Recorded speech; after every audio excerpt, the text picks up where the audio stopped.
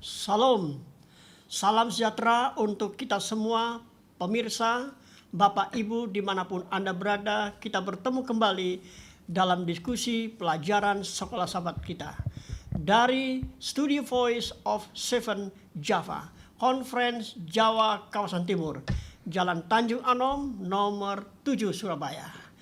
Kami menyampaikan siaran ini dan semoga ini menjadi berkat bagi kita semua. Dan sekali lagi, bila mana ada pemirsa yang merindukan pelayanan dari Conference Jawa Kawasan Timur, apakah itu pelayanan doa, baik belajar Alkitab, kunjungan atau pelawatan atau apapun, saudara bisa menghubungi kami di nomor WA kami, nomor 0857 00 99 4007. Saya akan ulangi, nomor 0857 00 99 4007. Pemirsa, tiba saatnya kita pada saat ini pelajaran keempat dengan judul Saksi-saksi tentang Kristus sebagai Mesias. Dan sebagaimana kita ketahui, di samping saya ada dua panelis yang akan menolong kita untuk kita boleh belajar bersama-sama. Yang pertama adalah hamba Tuhan Pendeta Eagle Angko. Beliau adalah Gembala Jemaat Taman Pasadena dan Cabang Sekolah Sahabat Peduli Kasih Surabaya. Shalom, selamat pagi, apa kabar? Shalom, puji Tuhan. Shalom juga kepada pemirsa Voice of Seven dimanapun saudara berada. Dan yang kedua adalah Pendeta Johannes Wirawan. Beliau adalah Gembala Jemaat Tanjung Perak, Surabaya. Shalom, selamat pagi. Apa kabar? Shalom, Pendeta. Terima kasih undangannya. Baik, terima kasih. Dan saya sendiri sebagai moderator adalah Pendeta Priharyanto Budi Raharjo. Sebelum kita mulai, panelis kita akan berdoa terlebih dahulu. Dan doa buka akan dilayangkan oleh hamba Tuhan Pendeta Eagle Angko. Dipersilakan Pendeta. Baik saudara, mari kita tunduk kepala dan kita berdoa. Terpujilah namamu Tuhan, karena Engkaulah yang akan membukakan pemikiran kami tentang kebenaran firman Tuhan melalui pelajaran yang keempat dalam rangkaian pelajaran sekolah sahabat pada triwulan ini. Kami berharap biarlah Roh Kudus Tuhan akan menyertai kami dan juga roh yang sama akan menyertai bagi para pemirsa yang menyaksikan tayangan ini. Diberkati untuk dapat diterangkan dan dapat mengerti dan memahami apa yang menjadi kebenaran melalui pelajaran sekolah sahabat kami. Di dalam nama Yesus Kristus yang adalah Tuhan dan Juru Selamat kami. Amin. Amin. Amin. Baik, adapun pelajaran yang keempat yang akan kita bahas dengan judul Saksi-saksi tentang Kristus sebagai Mesias, kita akan lebih dahulu melihat ayat inti kita yang kita akan baca dan kita akan baca saya akan bacakan ya, Yohanes 3 ayat 3. Firman Tuhan katakan, Yesus menjawab, katanya, aku berkata kepadamu, sesungguhnya jika seorang tidak dilahirkan kembali, ia tidak dapat melihat kerajaan Allah. Adalah pelajaran yang sangat sungguh luar biasa. Tidak diragukan lagi bahwa Yesus memberikan bukti-bukti yang kuat dari kitab suci kepada orang-orang untuk mendukung pengakuan yang telah dia buat tentang dirinya sendiri. Kalau kita membaca dalam Yohanes pasal 6 ayat 47, aku berkata kepadamu, sesungguhnya barang siapa percaya, ia mempunyai hidup yang kekal. Mari kita lihat dari sudut pandang latar belakang pembukaan. Ya. Injil Yohanes telah kita pelajari dalam pekan yang lalu, bagaimana membahas daripada akhir kitab Yohanes. Bahkan pekan yang lalu Yohanes mengajarkan tentang keilahian daripada Yesus. Sekarang ini tidak salah lagi, ya. Tetapi masih ada lagi yang menyoroti bagaimana Yesus telah memberikan bukti-bukti yang penuh kuasa dan mujizat-mujizat. Yang pertama adalah mengubah air menjadi anggur. Yang kedua, memberi makan ribuan orang dengan beberapa ketul roti. Yang ketiga, menyembuhkan anak seorang bangsawan. Dan yang keempat, memulihkan orang di kolam Betsaida dan memberikan penglihatan kepada orang yang buta sejak lahir. Dan yang kelima, membangkitkan Lazarus dari kematian.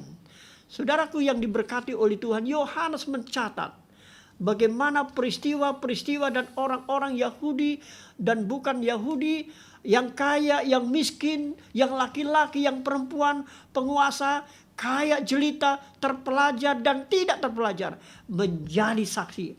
Siapa itu Yesus? Yohanes bahkan menunjuk kepada kesaksian Bapa sendiri dan kitab suci yang semuanya memberikan bukti tentang identitasnya.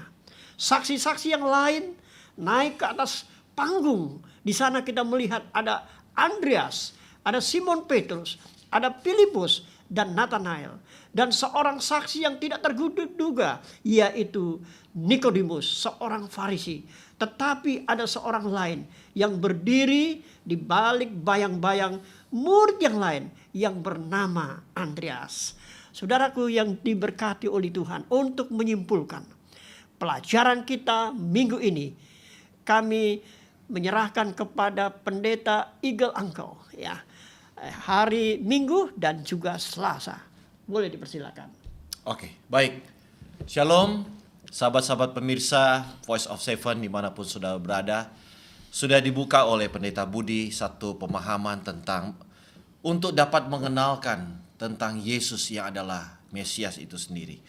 Memang benar, karena untuk menyaksikan kebenaran tentang sosok Yesus itu harus berasal daripada Tuhan sendiri, karena dialah yang memberikan bukti yang secara konkret untuk meyakinkan dan menyatakan bahwa Yesus itu adalah Mesias itu sendiri. Nah, dalam pekan yang lalu juga Injil Yohanes itu sudah dimulai dengan siapakah Yesus? Ya, firman yang hidup bersama dengan Allah. Keberadaannya itu adalah sesuatu yang amat kekal, bahkan sebelum dunia itu diciptakan. Nah, beberapa dari kalangan orang Ibrani atau orang Yahudi mengharapkan bahwa mereka menduga bahwa Yohanes Pembaptis itu boleh disebutkan adalah tipe yang mereka harapkan. Tipe dari seorang Mesias, ya. Tipe yang memang betul-betul diharapkan untuk dapat memberikan jawaban dari apa yang diminta oleh karena suasana politik yang terjadi di saat itu.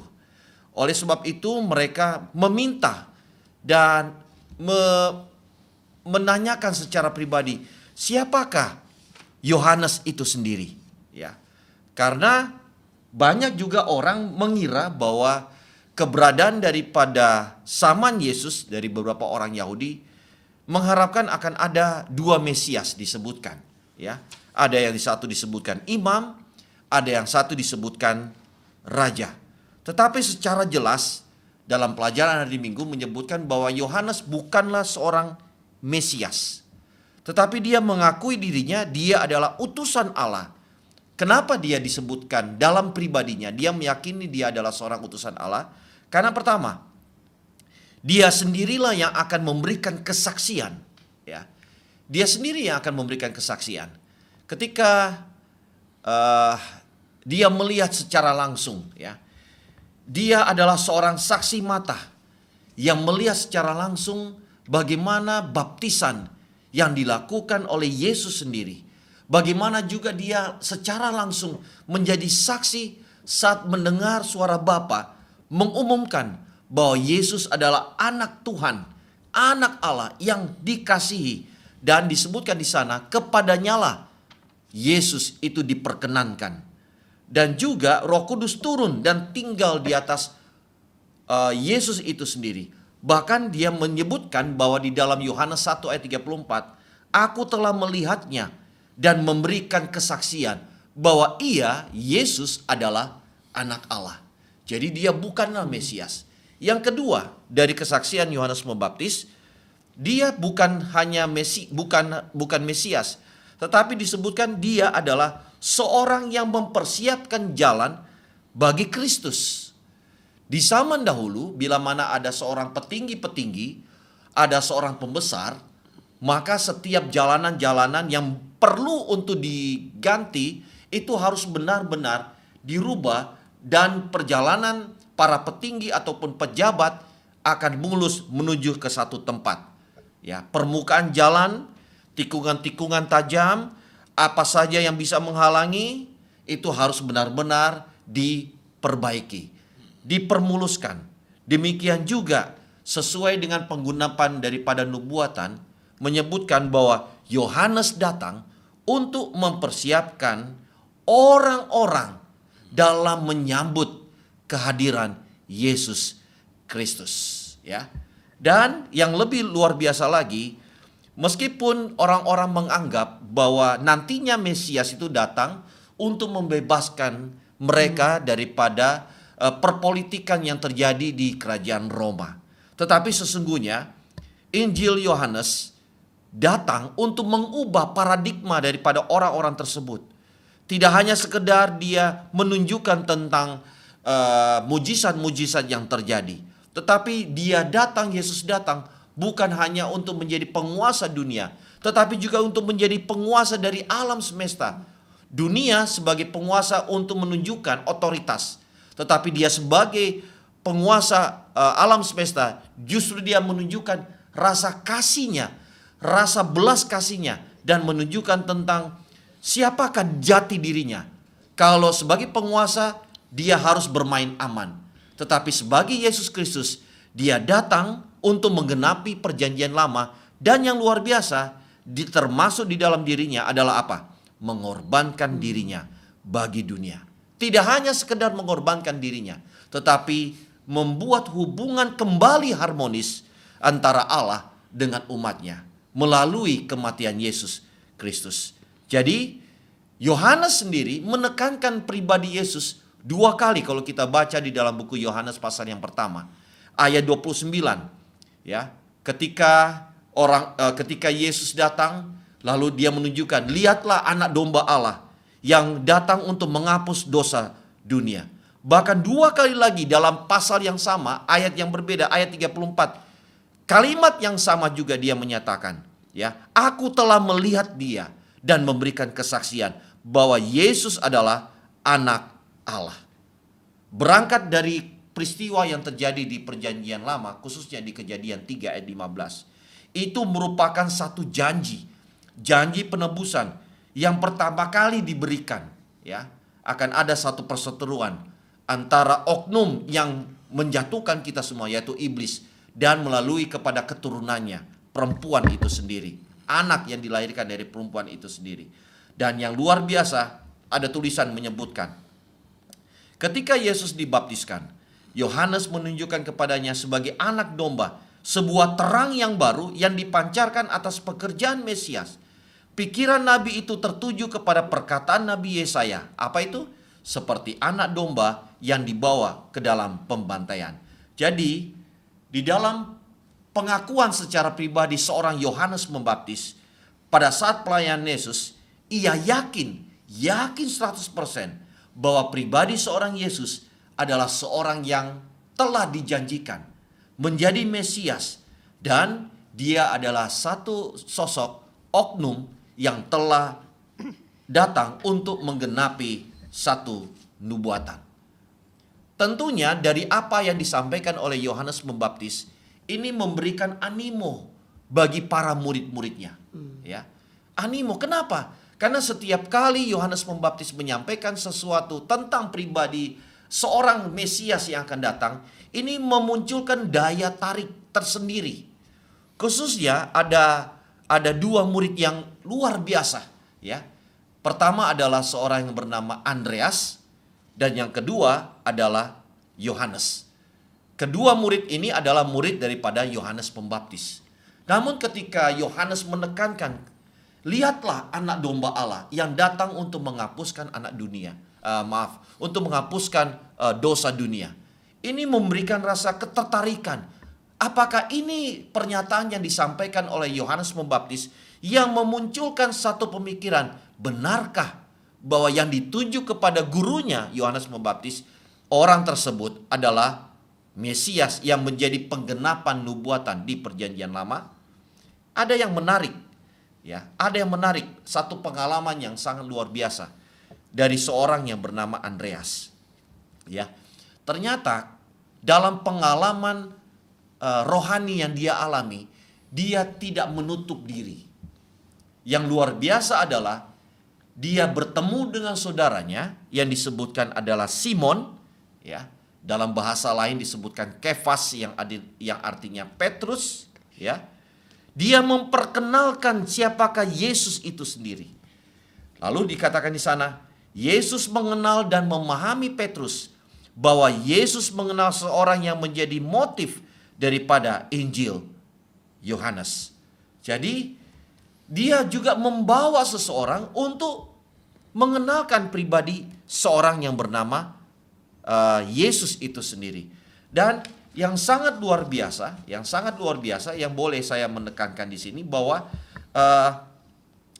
ketika Andreas bahkan juga Yohanes itu sendiri, meskipun ada beberapa orang yang penolakan kepada pribadi Yesus, tapi disebutkan di sana mereka memilih percaya kepada keyakinan roh, dan mereka juga dikatakan harus percaya pada kesungguhan dan kebenaran kesaksian Alkitabiah yang disampaikan oleh siapa? Yohanes Pembaptis. Saudara, bila mana ada hal-hal yang perlu pembuktian, dua alat bukti saja itu sudah cukup menguatkan.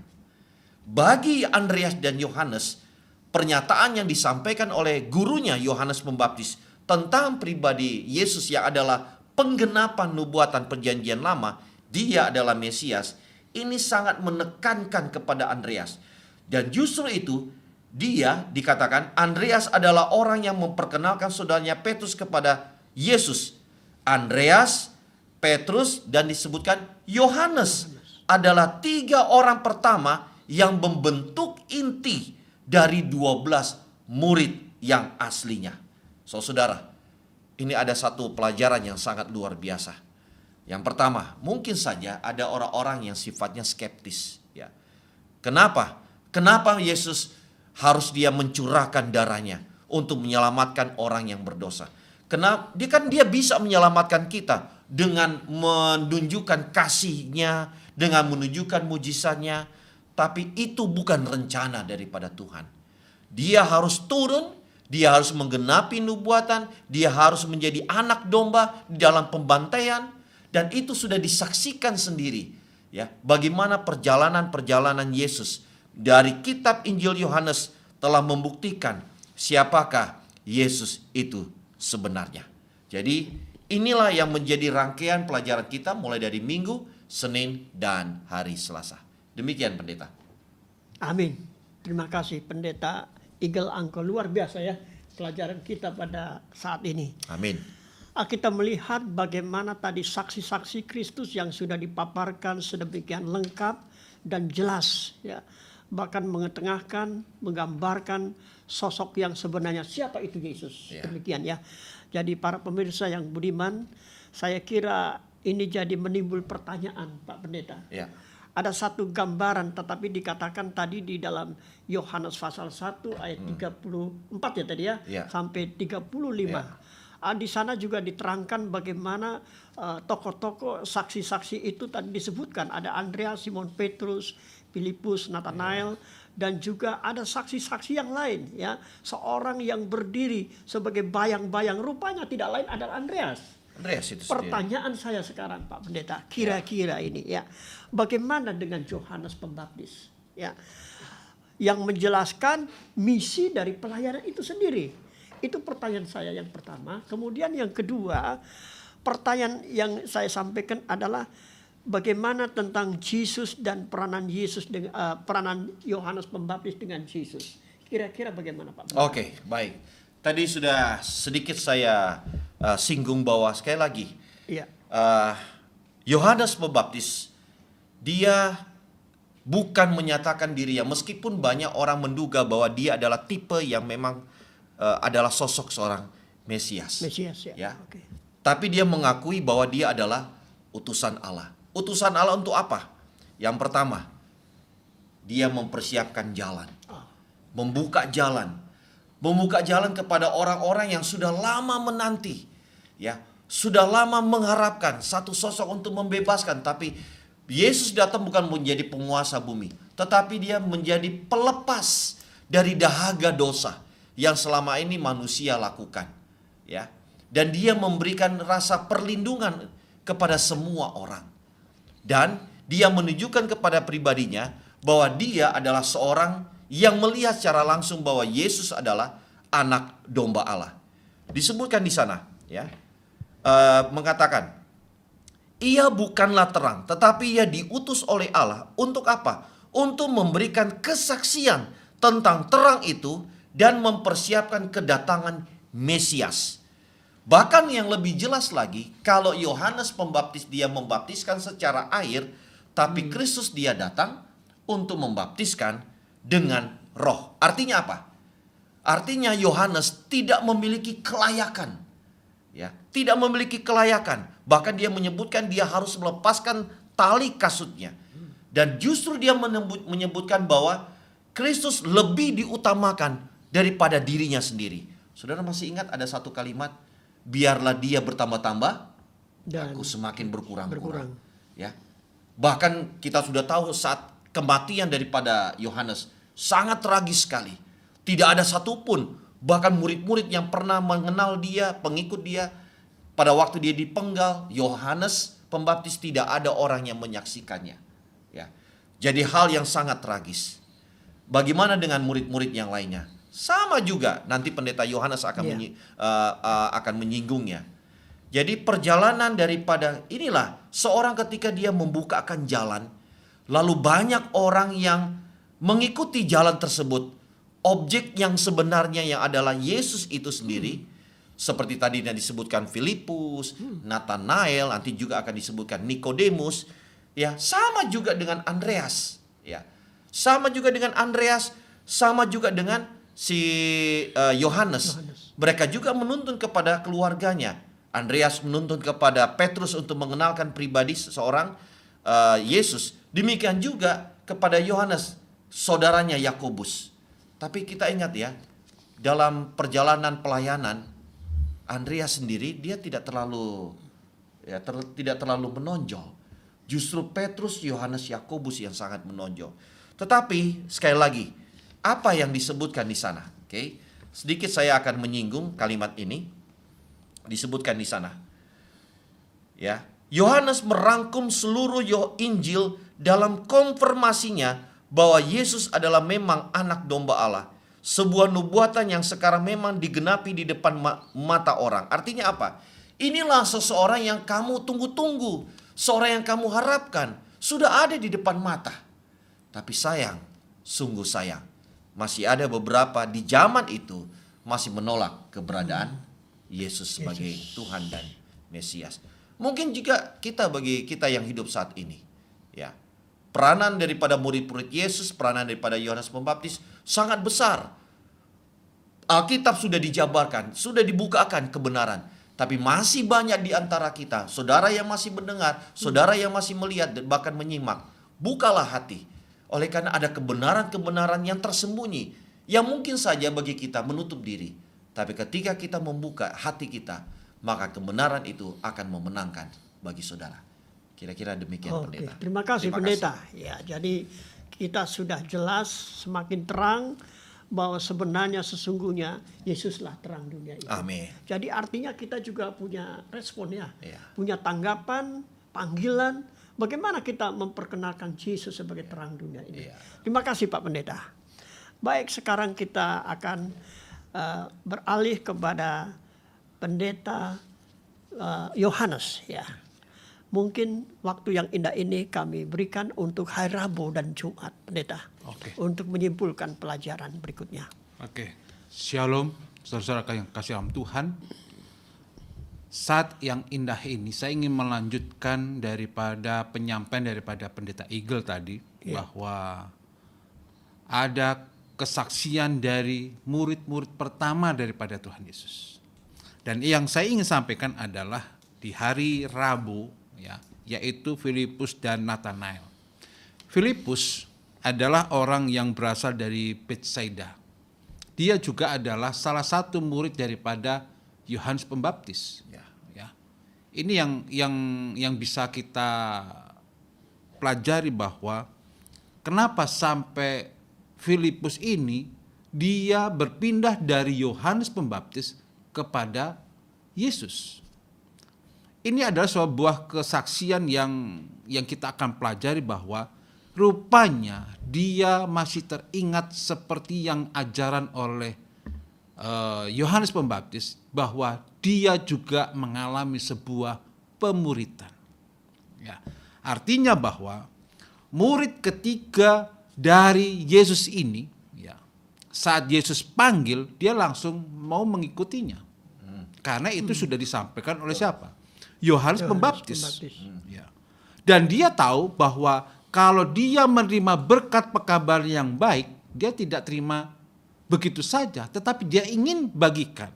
Ya, salah satunya adalah di dalam pelajaran sekolah sahabat, dia menyampaikan itu kepada sahabatnya, yaitu Nathanael. Nah, kita tahu Nathanael juga adalah bisa disebut Bartomeus, ya. Nah, ini juga menjadi satu tantangan bagi Filipus untuk meyakinkan sahabatnya untuk mempercayai, ya, siapa Yesus itu. Betul. Ya.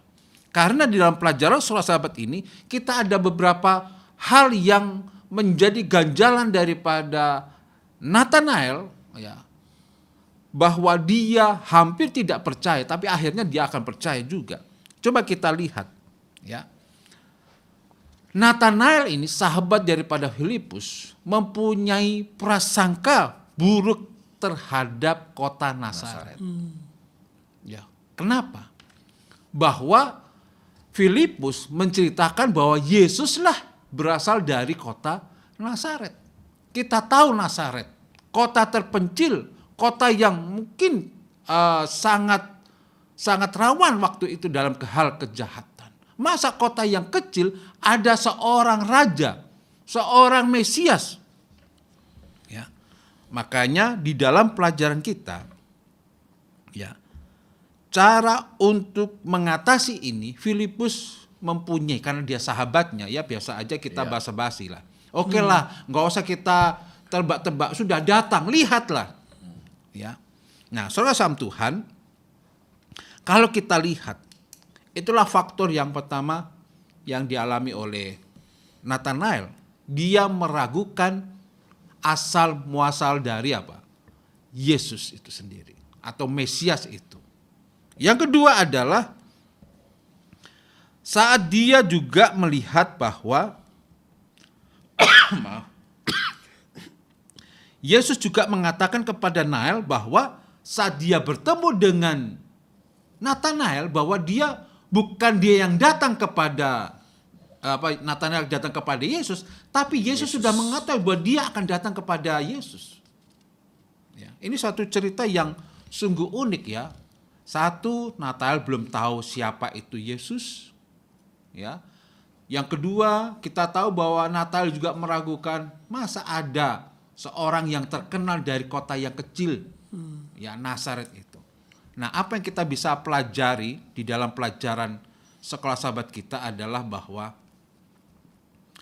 murid ketiga saat Yesus memanggil daripada Filipus dan juga Nathanael ini, ya, di dalam kehidupan kita sering kadang-kadang, ya, berpikir seperti ini. Karena saya bertemu kepada Yesus, maka saya menjadi orang yang terkenal. Tidak. Tetapi kalau saya bertemu dengan Yesus, saya akan mendapat berkat. Amin. Ini dia. Ya. Artinya bahwa di dalam Injil Yohanes, kalau kita baca, ya, pelajarannya adalah bahwa Yohanes 1 ayat 43 sampai 46, di mana di sana jelas mengatakan bahwa ceritanya bahwa Filipus yang mengajak Natanael untuk mengenal Yesus. Dan Filipus menyatakan bahwa Yesus juga adalah yang dijanjikan dalam kitab Musa dan para nabi, bahwa dia adalah Mesias. Ini yang menjadi penekanan daripada penulisan Injil Yohanes. Tadi sudah diterangkan tadi. Ya, jangan sampai salah ya, Pendeta Igel ya, benar ya. Bahwa inilah Mesias. Ya. Nah, tetapi ketika Natanael meragukan sesuatu yang baik itu datang dari Nazaret, Filipus pun menjawab, "Ayo datanglah. Betul. Lihatlah. Kalau kamu belum lihat," karena pasti Filipus ini belum melihat. Natanael belum lihat siapa itu Yesus. Dan inilah menjadi sebuah keterbukaan antara kedua sahabat ini, supaya bukan hanya dia terima berkat saja, tapi sahabatnya terima juga. Betul. Supaya apa? Membagikan imannya, mengajak orang lain untuk mengalami sendiri siapa Yesus itu. Amin. Dan Filipus menunjukkan keyakinannya dan komitmennya kepada Yesus itu sendiri. Bisa kita lihat di sini pelajarannya bahwa ada sebuah pemuritan, ada sebuah tongkat estafet. Dan apa yang kita bisa pelajari pada hari ini adalah bahwa hari ini saudara saya mungkin punya sahabat atau orang bertemu dimanapun kita berada. Kita bisa bagikan kabar baik. Kita bisa sampaikan Yesus kepada mereka yang belum mereka kenal. Ini yang menjadi pelajaran kita. Lalu yang kedua adalah kesaksian daripada Nikodemus. Ya, Nikodemus. Ya. Nah, saudara sama Tuhan, kecenderungan manusia adalah melibatkan diri dalam kegiatan yang menguntungkan dirinya. Saudara sama Tuhan, kita tahu Nikodemus adalah seorang guru yang dihormati di Israel. Ya. Seorang anggota Sanhedrin, dia juga adalah orang yang kaya dan juga orang yang terhormat. Ya. Dia juga terlahir dalam kondisi yang luar biasa. Dia juga memiliki moral dan iman yang baik. Tetapi kenapa ada cerita atau kesaksian daripada Nikodemus? Mari kita lihat di sini. Saat Nikodemus melihat tanda yang diberikan oleh Yesus melalui tanda-tanda, maka hari ini tanda-tanda yang dilakukan oleh Yesus sebagai bukti misi ilahi, oleh karena itu bukan sebelum Nikodemus menyadari apa yang sedang ia lakukan, tetapi ia telah memberikan kesaksian yang mendukung kemesiasannya. Ini yang disampaikan oleh saat Nikodemus menyampaikan kesaksiannya. Saat bertemu dengan siapa? Dengan Yesus. Artinya bahwa jadi saat Nikodemus datang dengan keraguan, saat dia belum mengakui Yesus secara pribadi, Yesus sudah menunjukkan tanda-tanda keilahian. Ya memang saudara kasih Tuhan, kita bisa lihat posisi daripada Nikodemus. Ini yang kadang-kadang kita secara orang yang terhormat, orang yang punya kedudukan, sedangkan siapa itu Yesus? Saya kan pembesar, kadang-kadang demikian. Ya. Saudara kasih Tuhan,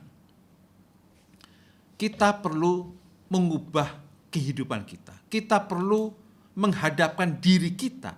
Apakah kita memiliki moral yang lebih tinggi atau kehidupan yang kita yang saleh seperti yang dialami oleh Nikodemus. Nikodemus adalah seorang guru. Nikodemus adalah anggota Mahkamah Agung, Sanhedrin, orang yang kaya.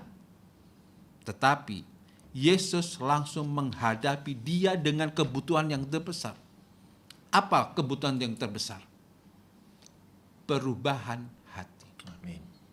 Kenapa demikian saudara kasih Tuhan? Mungkin saat ini kita juga mempunyai kedudukan, mempunyai harta, mempunyai segala sesuatu. Seolah-olah kitalah yang paling hebat.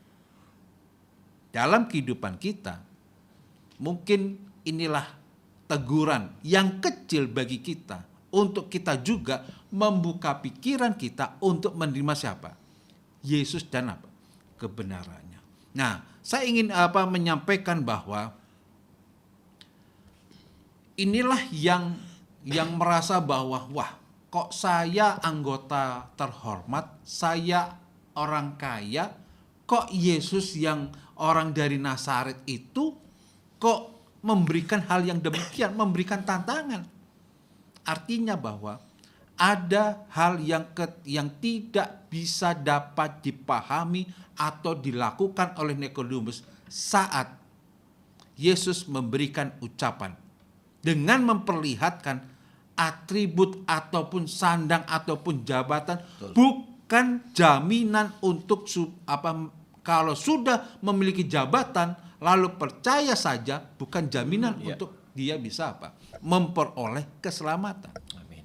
Jadi tidak ada apapun dalam diri manusia menyebut bahwa manusia dapat dibenarkan oleh karena apa? Perbuatan. Tetapi membuka hati kita kepada siapa? Yesus Kristus.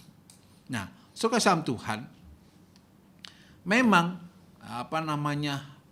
hal-hal kehidupan kita dunia inilah menutup kita untuk bisa mempercayai kepada siapa? Yesus. Nah, tetapi di hari Jumat saya ingin menitikan 3 poin untuk supaya kita bisa melihat bahwa kenapa sampai Nikodemus ini bisa sampai dia kembali mempercayai siapa? Yesus. Rupanya saudara Tuhan di dalam pelajaran di hari Jumat dikatakan di sana bahwa Nikodemus tetap menyelidiki kitab suci dengan cara yang baru. Bukannya untuk perbincangan suatu teori yang baru, melainkan supaya mendapat hidup bagi jiwa. Ia mulai melihat kerajaan surga ketika ia menyerahkan dirinya kepada pimpinan Roh Kudus. Amin. Lihat saudara Tuhan, dunia ini sekarang ini dilihat dari sebuah kedudukan, maka omongannya bisa dipercaya.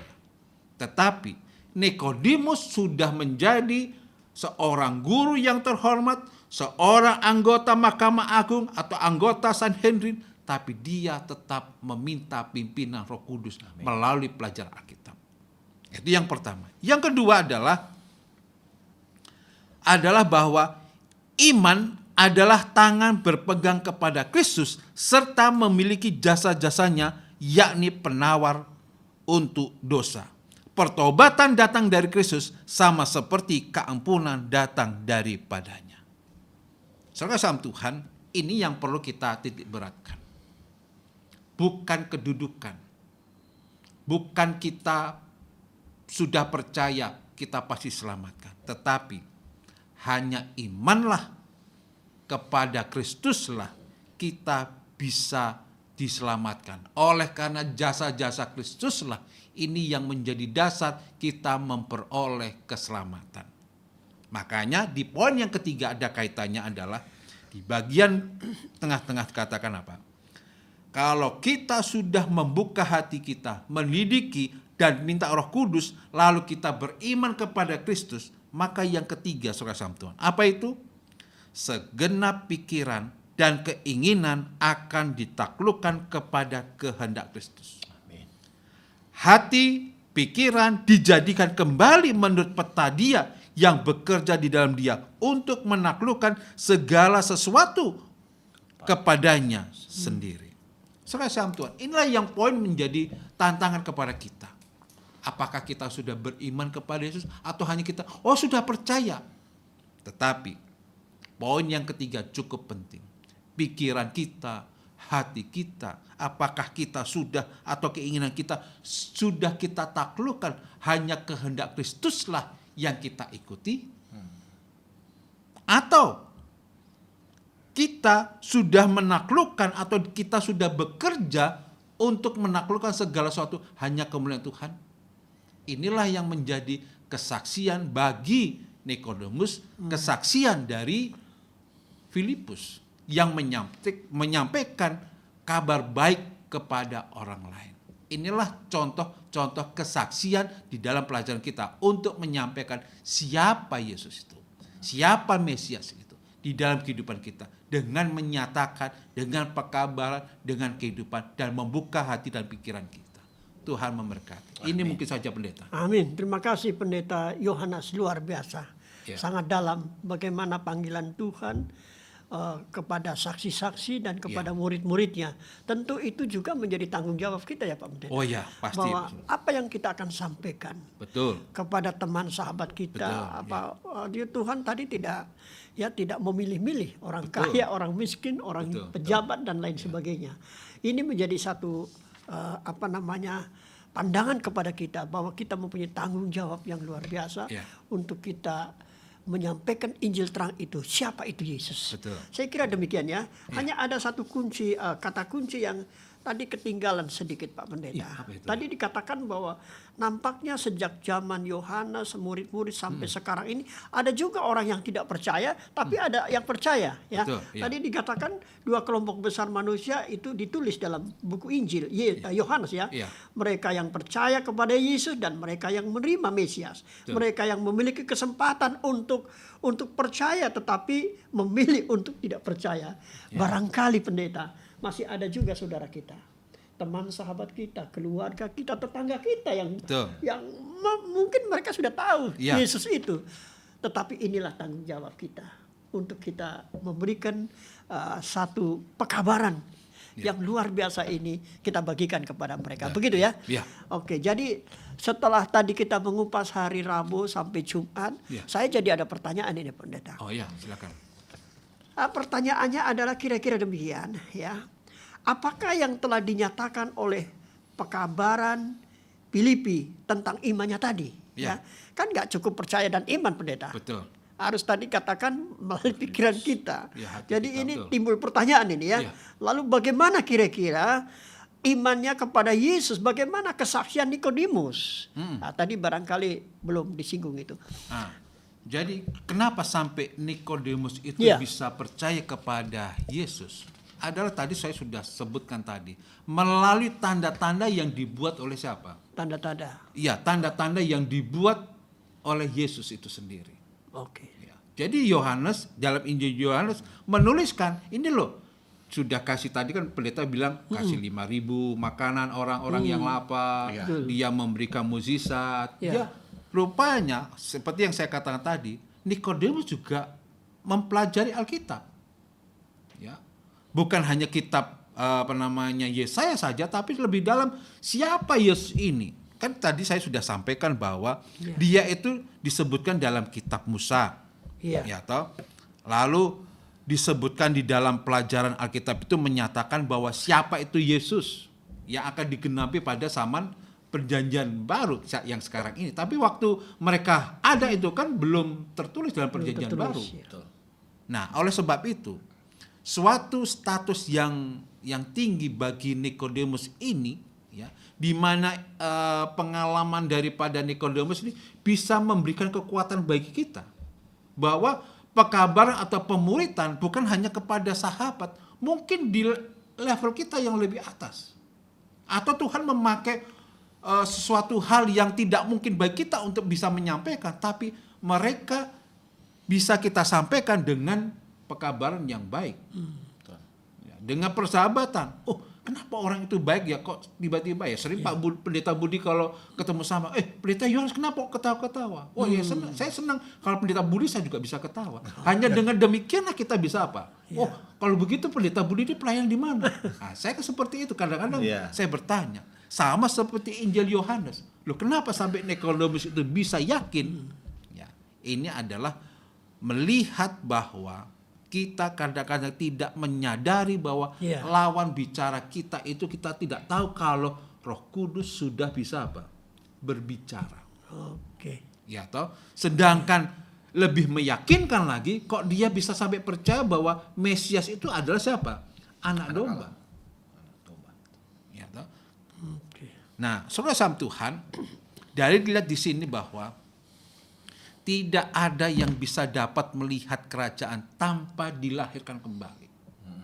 tadi pendeta Ayat. Eagle tadi ayat inti kita bahwa Nikodemus pun ya melihat sudah bersaksi, iya saya percaya.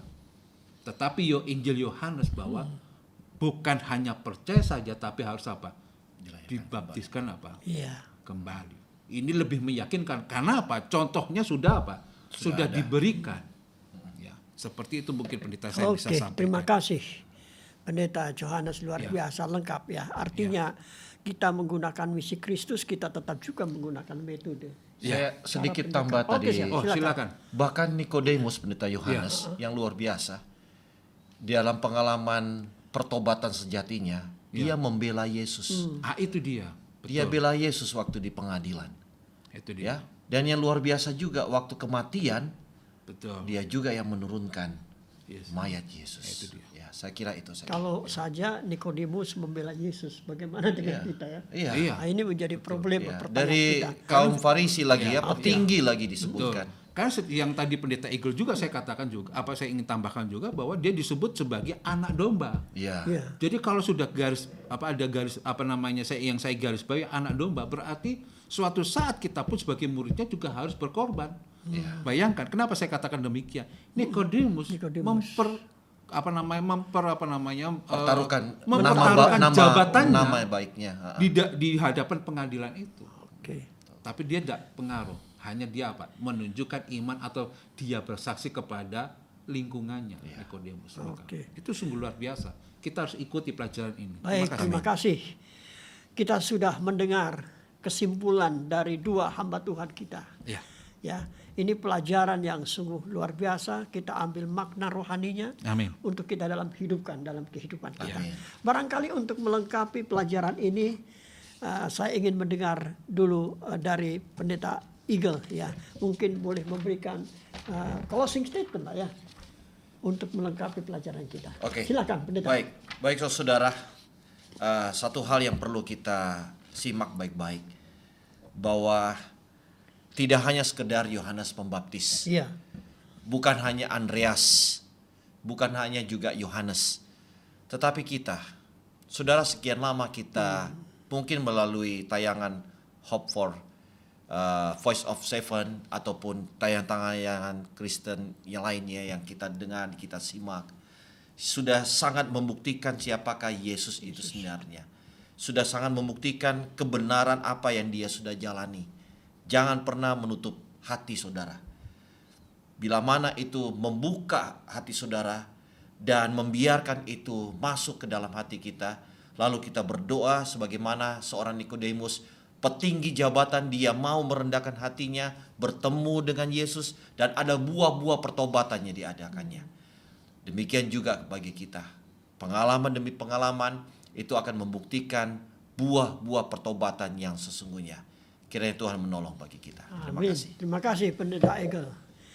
Yang berikutnya barangkali pendeta Yohanes boleh kasih closing statement untuk melengkapi pelajaran kita. Ini dia. Kebetulan nama saya Yohanes ya. Ini dia. Jadi saya ingin juga menekankan juga, tanpa saudara dilahirkan kembali, saudara tidak akan dapat selamat. Oke. Apa artinya saudara sama Tuhan? Saat ini kita sudah menyampaikan pekabaran melalui kehidupan kita. Tapi biarlah kita hari ini selalu dilahirkan kembali bersama dengan Kristus. Amin. Mungkin kita sudah dilahirkan kembali dengan air. Hari ini saya undang saudara dan saya dilahirkan kembali melalui Roh Kudusnya. Amin. Sehingga dengan demikian kita pun akan lebih percaya bahwa Yesus adalah benar-benar Mesias. Tuhan berkati. Baik, terima kasih. Saya akan tutup dengan sebuah kutipan yang bagus ya. Oh, iya, silakan. Ini ada di dalam Langkah Kepada Kristus halaman 41. Dikatakan demikian. Tetapi setiap kali mereka melakukan usaha untuk berubah dengan keinginan yang tulus untuk melakukan yang benar, sebenarnya kuasa Kristuslah yang menarik kita. Amin. Amin ya. Itu dia. Amin. Puji Luar Tuhan. biasa ya. Jadi saya Hanya kira kuasa Kristus, betul. Kristuslah yang dapat menarik ya. Para pemirsa yang kami kasihi di dalam Tuhan Yesus Kristus, pertemuan kita pada minggu ini kita akan sampai di sini, dan tentunya kita akan bertemu kembali dalam waktu yang kesempatan yang lain, dan kita akan tutup pada pelajaran sekolah sahabat diskusi ini dengan doa penutup yang dilayangkan oleh hamba Tuhan, Pendeta Yohanes. Oke. Irawan. Terima kasih Pak untuk kesempatan. Mari kita Silakan. tunduk kepala dan kita berdoa. Tuhan Allah Bapa kami surga, Allah yang baik, Allah yang telah mengutus putranya yaitu Yesus Kristus menjadi manusia, berkorban di atas kayu salib. Amin. Melalui pelajaran Injil Yohanes, kami lebih jelas dalam kehidupan kami untuk kami dapat memberikan kesaksian pribadi kami bagaimana kami meyakini Yesus sebagai Mesias. Dan yang terindah ya Bapa, biarlah kami tiap hari untuk selalu lahir kembali bersama Roh Kudus untuk mengubah kami, untuk kami lebih dekat kepadamu dan kami lebih layak di hadapan Tuhan. Pimpin kami sepanjang hari kehidupan kami, sehingga apa yang sudah kami yakini, kami bisa perbuat dengan penuh sukacita. Berkati pekerjaan kami ya Bapa, berkati juga anak-anak kami, dimanapun kami berada. Kami percaya saat kami mendengar firman Tuhan pada hari ini, semua akan terberkati oleh karena kasih kemurahan-Mu. Terima kasih atas kesempatan untuk kami belajar firman Tuhan di dalam Injil Yohanes saat ini. Inilah doa harapan kami, jadilah kehendak-Mu karena kami berdoa di dalam nama Tuhan Yesus Kristus yang telah menjadi juru selamat kami. Amin. Amin. Terima kasih Pendeta Yohanes. Ya, Terima sama-sama. kasih para pemirsa atas perhatiannya. Sampai kita bertemu lagi. Salam sehat. Tuhan Yesus memberkati kita. Shalom. Salam.